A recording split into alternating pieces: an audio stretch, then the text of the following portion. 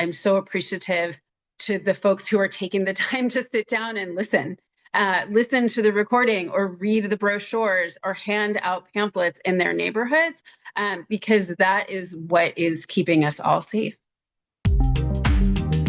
Hello, and welcome to Out With It, the series by and for LGBTQ+ families. My name is Benjamin, and I am Family Equality's Multimedia Communications Associate. According to a review of deaths by NPR, 2025 was the deadliest year for people in ICE custody in decades. In addition to this, ICE killed 2 protesters in Minneapolis in January. At the time of recording this episode, it is early April, and no ICE agents have faced criminal charges for any killings. In fact, there is currently a partial government shutdown while the Senate Appropriations Committee negotiates funding for the Department of Homeland Security, and Senate Democrats demand reforms to how ICE operates. While funding for the DHS is stalled, TSA workers at airports went 44 days without receiving pay, which means that many folks understandably didn't show up to work. The presidential administration chose to address this by sending ICE agents to airports, even though the agents received no training whatsoever to qualify them to perform TSA's job. It's been over a year since the administration dramatically increased the scale of ICE raids taking place across the country, and folks are feeling less protected and more endangered than ever. So what are people on the ground doing? What does activism in a time of lawlessness look like? I spoke with a couple living in Indiana, Rosie and Claudia. They're part of this big, beautiful community that takes care of each other, and they had some thoughts to share. We've been in this community or this area for 25 years, right? So we're well known. There is a connection. I do have a strong role of advocacy here in the community for both the LGBTQ community as well as the Hispanic community. I'll be honest, they do intersect a lot, especially in our state of Indiana. At times it becomes overwhelming because we have to choose what's a priority.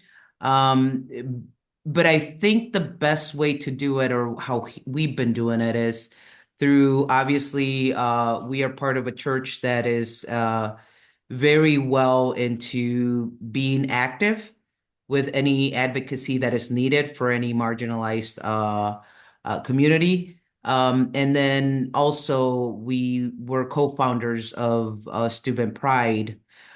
So we tend to try to connect the connections from both groups or organizations to try to make sure that when it becomes overwhelmed, when we have to keep track of bills that are targeting our LGBTQ plus community, we don't oversee any bills that might be targeting our immigrant community, right?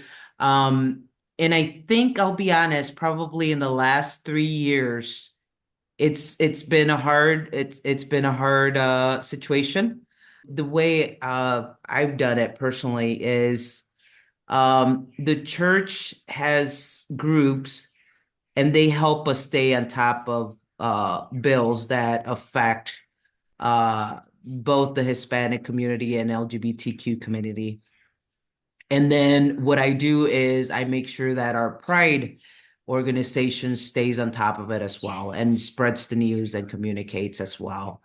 Members of, or the pastor, the clergy of our church went to Minneapolis for the clergy presence that happened not long ago. And they came back with good actions that we should take as a community. And even though there's not a strong ICE presence, we're hopeful that we can at least start reaching out to the community and be prepared, right? Bring that awareness of, hey, if it happens, if we end up becoming the next LA, the next Chicago, the next Minneapolis, what are we going to do as a community to protect those that obviously feel the threat of ICE being present? So our plan right now, and it's just a brainstorming plan, is we are going to link up with organizations that are activists, or that feel strong in supporting this action of ours. We're going to start linking, within every organization, have a connection, and that way we're all intertwined. And if we all need to work together, we're not trying to figure out who does what, right? So that's kind of the brainstorming that we're currently doing, reaching out to outside organizations that are willing to help and support, and let's start preparing ourselves to make sure that we're ready for any changes of ICE presence in our community. I really appreciated Claudia talking about how organizations and their community are working collaboratively, building a coalition through sharing resources and information and safety guidance, and that's exactly what we're hoping to achieve with this episode. Last week, we had a call with Heidi Altman from the National Immigration Law Center and Bridget Crawford from Immigration Equality to talk about the current state of immigration policy in the United States and what specific threats LGBTQ plus immigrants face in detention centers and in the process of deportation. Bridget and Heidi also shared some very useful information on how to best protect yourselves and your loved ones should you ever have an encounter with ICE. So now I'm going to pass it over to the moderator of the conversation, Family Equality's CEO, Darra Gordon. Hi, everyone. I'm Bridget Crawford. I'm the Director of Law and Policy at Immigration Equality, and I use she, her pronouns. Hello, everyone. I'm Heidi Altman. I'm the Vice President of Policy at the National Immigration Law Center, and I use she, her pronouns. Hello, my name is Darra Gordon. I'm the CEO of Family Equality. I use she, her pronouns, and we are the national organization dedicated to LGBTQ families for freedom and protections across the nation. So why are we here today? This issue was really important to us because there are so many of our families that are LGBTQ and are at this intersection. And so whether they are parents, LGBTQ parents and are immigrants, whether they have children that were born outside of the US, or they simply have loved ones that they care about. And so we wanted to bring you all together today to really talk about that, because we know if our families are not safe, we can't fulfill our mission to its full potential as well. And so I also just wanted to acknowledge the audience of who this is for, and it is for our families that we want to share resources and support and education towards, and also for LGBTQ families who really want to take action and really want to know how to support other LGBTQ families and immigrants. And so I'm going to kick it off by really turning it over to you, Heidi. Tell us about what is the current state of immigration policy in the U.S. and it is what we're seeing unprecedented? So yes, I'll start with your first question, which is it unprecedented? And I think we all feel it. It is unprecedented.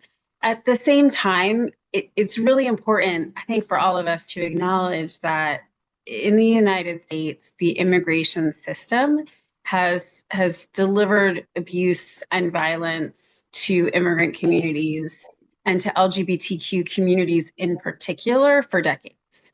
So the laws as they're written really are designed to cause harm.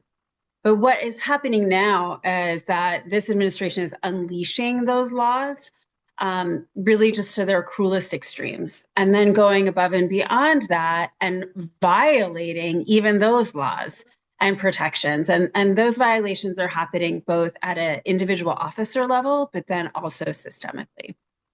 So I'm just going to quickly sort of break down a state of play to ground us in what's happening out there. And many of us are experiencing it in our own communities and potentially our own families. But the administration very loudly and clearly came in right after election and then inauguration saying that they wanted to enact mass deportations. And the first sort of series of steps that they took towards that was essentially rendering communities more vulnerable to detention and deportations by stripping away protections. And so many of you may know someone or have a loved one or have yourself had legal status that was torn away by this administration. So the administration has terminated protections for people who had temporary protected status, which is a temporary protection from deportation for countries where there's humanitarian disasters or instability or violence. They terminated some humanitarian programs known as parole programs that were in place during the Biden administration. And we're even seeing people who received DACA or protections for people who came to the United States as youth being detained and deported. All in all, we know that more than 1.5 million people have had their lawful status stripped away from them by this administration. So then what that does, right, is it essentially just balloons the population of people who are vulnerable to immigration, arrest, and detention and deportation. Layered on top of that, the administration starts making all these policy and practice changes to really supercharge the detention and deportation machine. So they terminated what's called the sensitive locations policy, which is a policy that's been in place for decades, restricting immigration enforcement in places where it's important for community members to feel safe, like schools, like churches, like hospitals. Similarly, you start seeing immigration arrests and detentions happening at places where people have to go to do what they're supposed to do as part of the immigration system, like at immigration court or at their check-in with ICE or immigration and customs enforcement. Also, alarmingly, we start to see arrests and detention of people who are here in the United States and had filed an asylum application and were making their way through the process, getting arrested and detained while that asylum application is pending, and even arrests and detentions of people who were identified abroad and resettled in the United States as a refugee. So I mentioned in the beginning that we have this extremely repressive set of laws that the administration is using to their fullest extent. But then we start seeing that this administration seems very willing to brazenly break even those laws. And some of it you see at the individual officer level, right? So some of the most frightening recorded iterations that we've seen of this, of course, were the killing of Alex Preddy and Renee Nicole Good in Minnesota. A lot of brutality from officers breaking into homes, breaking through people's windows at arrests. But we also see this illegality at the systemic level. So the Department of Homeland Security component parts have been putting out memos that in many cases either push the law to its limits or just clearly encourage violations of the law.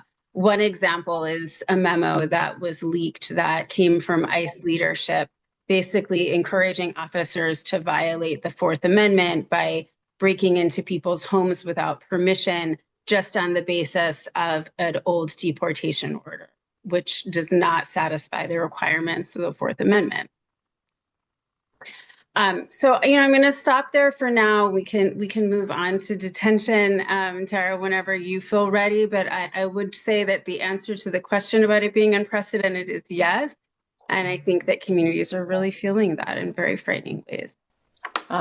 Yeah, it's terrifying, right? And I can't even imagine so many families or what they're going through. So, what specific threats for the LGBTQ community are you seeing? So I'll jump in on this one. I think first off, thanks for having the conversation. I work for immigration equality, and our sort of tagline forever has been immigration is an LGBTQ issue. And I really think it is. It always has been. And we're really seeing that right now. And the impact on the community under the current administration is huge. We've seen so many changes, so many new policies or policy rollbacks that are really impacting LGBTQ immigrants. Just to name a few of these, I'm sure many of you are aware of a gender identity executive order that President Trump put into place in January 2025. It was titled Defending Women from Gender Ideology Extremism and Restoring Biological Truth to the Federal Government. This really clearly anti-trans executive order announced that it's the policy of the United States to recognize two sexes, male and female. And it further states these sexes are not changeable and are grounded in fundamental and incontrovertible reality. However, the definitions of sex, gender ideology that were actually provided in the executive order are inaccurate, not supported by fact or science, and are really in direct contrast to how previous administrations, federal courts, et cetera, have treated sex and gender in recent years. And then we've seen from this executive order a whole bunch of policy changes that have been implemented because of it. We've seen things like LGBTQ sections removed from Department of State's human rights reporting. A lot of this reporting is really important as it helps guide Congress in making decisions about things like funding, foreign aid funding. They're also used in the adjudication of asylum cases for a judge to be able to really look at, the treatment of LGBTQ people in certain countries. But the reporting on LGBTQ human rights was just summarily stripped out of nearly all of these reports. Things like the removal of T in travel warnings on the State Department website. So now you have LGB travel warnings, the reversal of various other policies that had benefited LGBTQ people, like there was an informal marriages policy that applied to asylum seekers and refugees. And what this allowed people to do is, I'll give you an example of one of our clients. We had a refugee client who was unable to marry their longtime partner because they lived in Afghanistan, where it's not legal, but they were able to include that partner on their refugee application under this policy. Under the Trump administration, that policy has been eliminated, so it really strands vulnerable people in horrific conditions and, tears families apart. We've seen other policies within the agency that decides immigration applications that really hurt trans applicants. After the gender identity executive order came down, the agency USCIS, which adjudicates a lot of these applications, created its own policy where people must use their sex assigned at birth, which for many people obviously is not accurate. Another area that we are seeing a really profound impact, and Heidi touched on this, is for LGBTQ refugees and asylum seekers. And those are the populations that we at Immigration Equality work with most often. One of the things that the Trump administration did was pause refugee admissions for almost all categories. And what this did for LGBTQ refugees who were awaiting resettlement in the United States, who were overseas in very dangerous situations, it just sort of left them in limbo. We had, dozens of clients who some of them had been fully vetted, were just awaiting travel, and they were really left in extremely dangerous conditions. For instance, we had a Somali trans client. She was a makeup artist. Camilla was her name.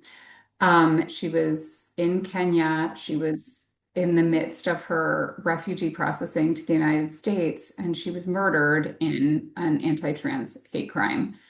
So, we see really, really, dire circumstances and really serious implications of some of these policies. And then, as Heidi mentioned, for asylum seekers and others, we're seeing the impact on queer asylum seekers in a way that we haven't seen in the past. Generally under the law, LGBTQ asylum cases are very strong. but we're seeing people even being denied their day in court to even bring their claim. There is a policy right now where an asylum seeker who is trying to present their claim in court is being denied that opportunity, and then the US government is designating a third country to send that person to, in theory, bring their asylum case there. But we're talking about countries like Uganda, where there's the death penalty for aggravated homosexuality, Guatemala, Honduras, countries that we have, successfully brought many, many asylum claims for, queer and trans refugees from those countries. So it's a very dangerous situation. On the flip side of that, we have people who have already been granted certain forms of relief based on persecution or torture that they experienced in their home country. And they had, essentially a temporary status in the United States. And now the United States is trying to send them again to a third country where their lives will be in danger. We have seen an Iraqi trans woman, and the US government was trying to send her to Qatar or Kuwait. We've seen people being sent to Cameroon. So it's just really unprecedented, I guess, to return to the word that we sort of started with. I mean, it's just hard to hear these stories, and this population, like I said, they sit at this intersection, right, of our most vulnerable, right, in my opinion, our most vulnerable members of our society. And I know we're going to talk a little bit about what people can do, what is being done, how do we, really push back and protect ourselves, but the infrastructure, right, of these protections are just being dismantled, right, like around the process and the policies. So I thank you for sharing this, though, and really bringing, really bringing the humanity, like of the stories into this conversation. I want to talk about also detention and deportations in a way, like how is this happening that they're just moving so swiftly without question, and why is it so difficult to seek these legal resources now? Like how what is happening here in these unique situations around this? And this is both Bridget and Heidi, please just jump in and talk a little bit about this for us as well. Yeah, absolutely. And maybe I can lay some groundwork. And then, Bridget has been such a warrior for the rights of LGBTQ people in detention specifically. And I'll set the stage a little bit, Bridget, and then hand it to you to talk specifically about what you've heard from so many people in detention over the years. This is a massive system, right? We're talking about dozens and dozens of facilities that include private prisons, that include county jails, that include some facilities that ICE is operating. And more, ICE is now sort of running this new scheme to buy major warehouses that they are going to convert into these huge detention camps. And a few sort of characteristics of immigration detention.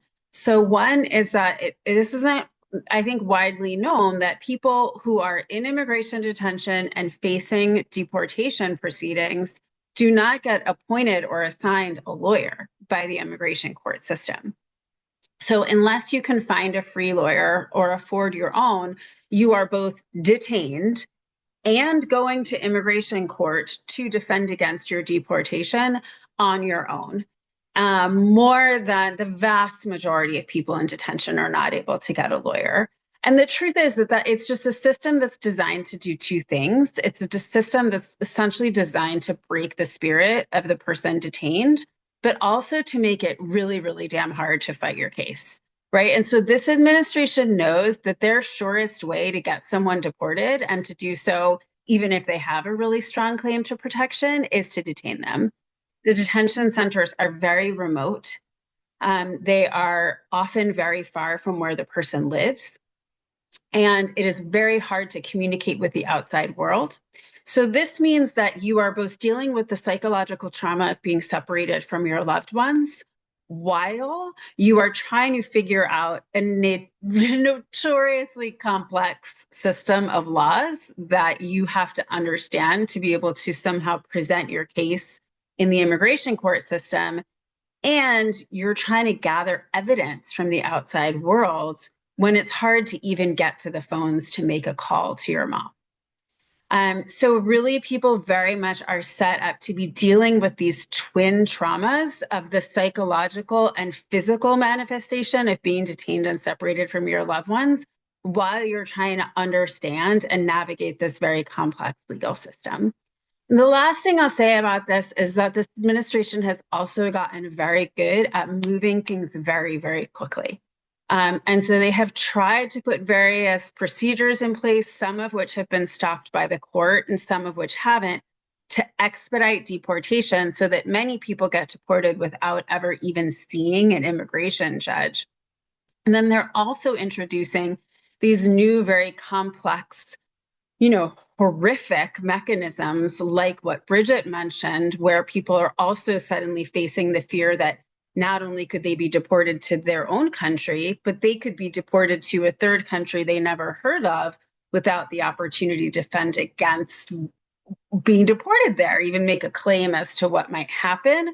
So we're increasingly at NILC hearing stories where someone will call us on a Friday and say, I need to find help because my loved one was just detained. And by Saturday, the person's already been deported to home country. So it happens so quickly. And the administration knows, right, if they can make the deportation happen before the person can contact their loved ones or their lawyer, it almost is irrelevant whether they have a claim. And, that's a particular part of why preparation and understanding your rights and having things lined up ahead of time if you are at risk of detention is so important. And on how particularly frightening detention is for LGBTQ folks, I'm going to hand it over to Bridget. Heidi, you called me a warrior. Heidi is also a warrior, and I had the privilege and pleasure of working on a detention report on LGBTQ conditions for LGBTQ folks in immigration detention a couple of years ago. And I think, obviously with the backdrop of what Heidi said regarding conditions sort of across the board for everybody, for this population, things are particularly problematic. I mean, historically, LGBTQ and HIV positive immigrants in detention have experienced extremely high levels of abuse and mistreatment.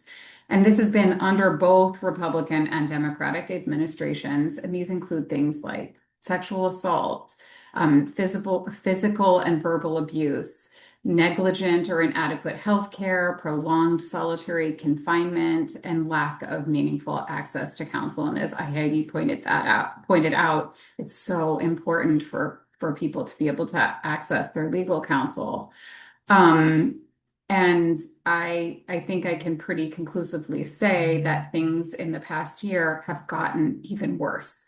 We were looking at our detention hotline calls, and between 2024 and 2025, in several months, we had tripled the number of calls that we had the year before. So, we're seeing more and more people calling, one, because the number of people in detention is going up at the same time that the conditions are going down. And then the mechanisms that were in place that gave some limited, insufficient protections are simultaneously being stripped away. And the ability and the agencies that bore the responsibility for sort of acting as a watchdog have also been gutted. So this is creating a perfect storm. Specifically, we've seen policies being intentionally stripped away by the Trump administration that provided limited protection to trans folks. We've seen, memoranda that dictated things like housing and other protections for people, healthcare, etc., purposefully be stripped out of contracts with detention facilities. We've seen ICE and DHS discontinue reporting on the number of trans people that are in detention. We've seen changes in housing. It used to be that trans women, for example, while generally housed with cisgender men, there were pods, places where there would be a dedicated transgender housing unit where trans women could be housed together. And this was really a protective mechanism because of the very high rates of harassment and sexual assaults that were happening throughout immigration detention. The last pod that we knew of was in Aurora, Colorado, and we heard from clients there a couple of months ago that they were all told that they had two options. They could either be housed with the cisgender male population, or they could be put in administrative segregation, which is solitary confinement. So those were their two options. We're seeing a lot of people being denied necessary medical care.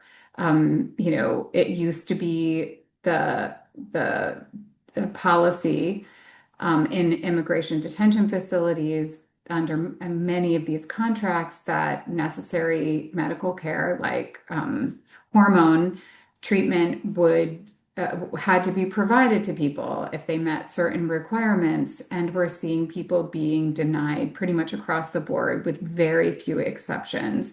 Even people who had been on hormones for years are being denied access to them. We're seeing more interruptions in HIV care and a whole variety of other issues with respect to accessing competent medical care. And we're really seeing an uptick in the number of allegations of mistreatment and excessive force. Just to give an example, we had a couple. It was a lesbian couple. They were married. They were both seeking asylum because of one of the policies in place at the time. One member of the couple was not allowed to apply for asylum, even though she would have had a very strong claim. She was told by detention officials that she was going to be deported imminently. She was terrified. She asked to speak to her attorney and for an interpreter. She didn't understand what was going on.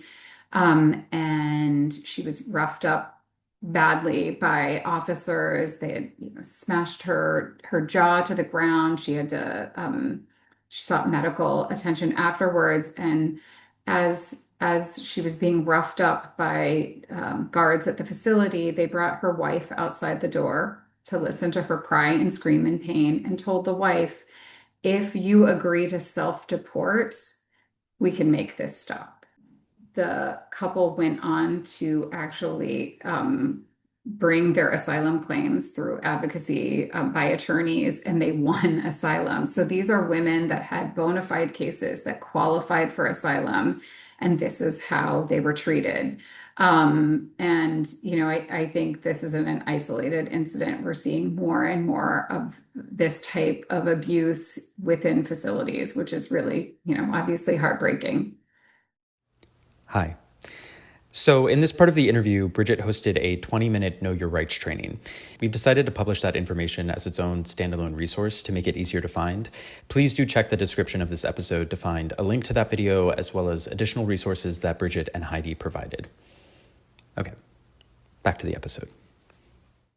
To my other question, what are organizations doing to resist this? What is going on legally, advocacy-wise? Can you just tell us about what's happening out in the environment now to really combat this? We are part of this massive movement that is really strong. And it's important to remember that in the darkest days, right?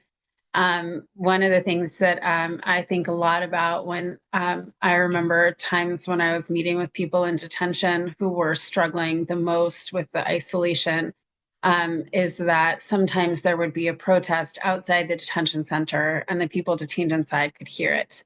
And I have several strong memories of people saying to me, like, that's what's carrying me, is hearing that from the outside. So it's just a reminder that we're all interconnected. So there's a lot happening, and I can kind of go category by category, but I will start with the fact that there's a really interesting awakening happening, I think, in the United States right now, and polling for what it's worth, right? And we all know how to look at polling with a skeptical eye, but the polls are remarkably different right now when Americans writ large are asked about their opinion on immigration than they were 1 month ago, 6 months ago, even years ago. And I think what is happening is that people are seeing the violence and the destabilization in their own communities and coming to understand, like, oh, this is what's maybe been at the center of this system for a long time. I don't feel great about that. And so, obviously people are overwhelmingly unhappy with what they saw, the violence that was rolled out in Minneapolis. But also when people are polled on questions like, do you think people should be detained en masse for their immigration proceedings, you start to see a majority of people uncomfortable with that. So there is a shift happening in the country that's reflected in, a lot of mobilizations and actions happening in the street with the ICE Out movement that, saw so many people mobilizing across the country. And then there's also so much resistance happening in the courts. And we can't even begin to get into, there's so much litigation happening across the country, some of it with success, some of it not with success. But there are, for our concerns about the judiciary being generally a less effective check right now, there also are many federal district court judges who are really holding the line and who are stopping abuses from moving forward. We just saw, a litigation win in Maryland where a court, at least for the moment, paused another expansion in immigration detention on the basis of environmental laws. So there's a lot of creative litigation being brought and an understanding of the ways in which this administration's all-out assault on immigrant communities brings in a lot of different types of laws, not just immigration laws and constitutional protections. And the last thing I'll say is that, as a perhaps reflection of the change in polls, members of Congress are really hearing and seeing that their constituents are not going to stand for this type of violence in their communities. And so right now, as we're recording this, the appropriations funding for the Department of Homeland Security is entirely stalled as, members of the Democratic caucus are demanding changes and restrictions on ICE's behavior and withholding funds until that happens. Unfortunately, these agencies have ungodly sums of money because of the bill that passed on reconciliation over the summer. But nonetheless, it's about $28 billion in funds for ICE and CBP that is currently being withheld. That's an awful lot of money for guns and military style equipment that we're glad is not flowing. And we hope Congress will stand strong. So there's a lot of different parts of the resistance right now, but it's healthy and active.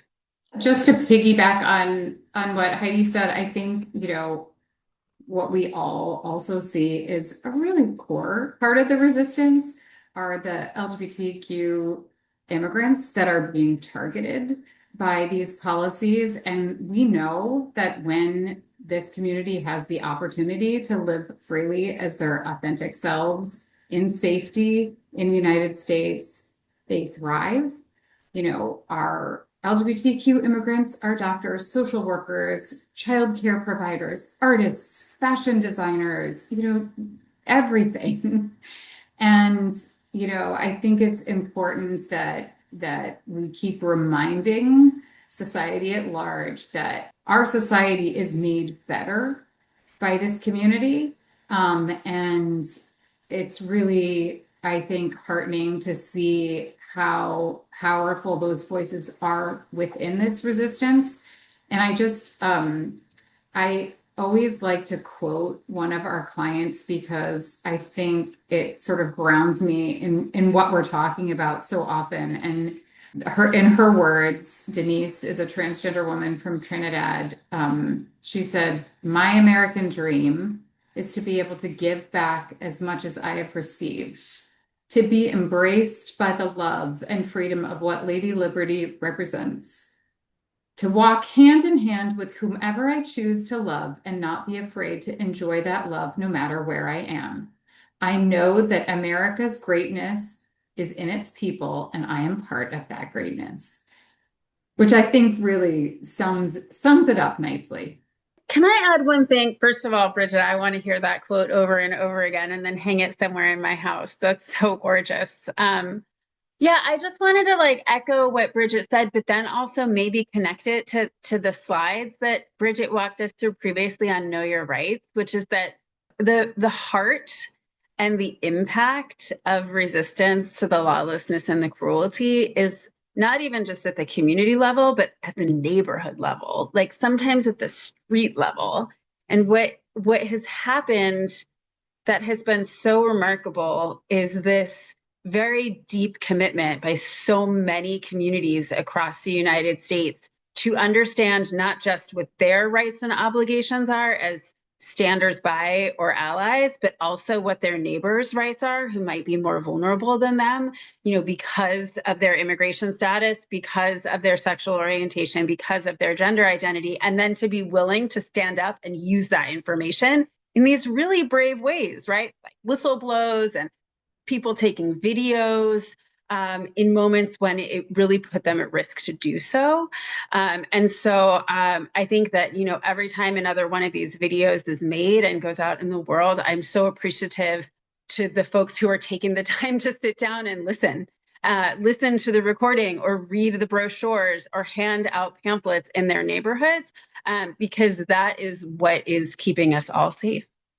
Well, first of all, I just want to thank you both for being here. I couldn't agree more. I think our community and our communities are strong, resilient, and we continue to show up for each other. And that strength should not be understated, right? I think that the light will always overcome the dark. That was a beautiful quote. And so, three things that really just sort of resonated with me is one, just knowing the facts and trusted sources and experts. I think you both have done a really incredible job about putting out the right resources, and we will make sure that we also continue to do that. Knowing how to protect and prepare. That's just, so really making sure that if you're, if you know somebody that is an immigrant that might need this, again, it's really important to share that information with them, and then to resist, right? Those who are able to do that, we must come together. We must show up for each other. And I think we're powerful if we do that. And so while we might be losing some battles, I believe we will win the war as we continue to show up every day for each other. So just want to thank you, really appreciate your time, and look forward to continuing this work with you. Thank you, Darra. Thank you, Bridget. Thank you so much. We're living through a very scary time, and this episode can't take that away. But we know that all families deserve to feel safe. So if you're feeling lost or unsure of how to help, the most important thing we can do is exactly what people like Rosie and Claudia are doing. Look out for our community and take care of each other. Share information and make a plan to protect your loved ones. It's a heavy burden for our communities right now. Again, regardless of your status, we are being utilized for political stands, for political power, for harassment. And it's hurtful to know that I was born in the States, and I'll be honest, there's times when I don't feel that I'm that natural born American, because I am the target just because of the color of my skin. And I'm very proud of my Mexican roots because of my parents. But then at times there's also that fear of showing that pride over where my parents came from. So just probably to close it out, to anybody out there that gets to help somebody, even just an encouraging words or just I am with you, we feel like we're the spotlight, and in a negative way. So I encourage everybody to bring that kindness that everybody has towards any community that is marginalized. Unfortunately, right now it's the immigrants, but just extend kindness in the world, and hopefully that will defeat the actions that are taking place currently. This has been a Family Equality production. As a leading national organization for LGBTQ+ families, we work to advance equality through advocacy, support, storytelling, and education to ensure everyone has the freedom to find, form, and sustain their families. Today's episode was produced by the communications team, and our music was designed by the incredible Michael Koppelman. Be sure to follow @Family Equality on socials for up-to-date resources, community events, and ways to get involved.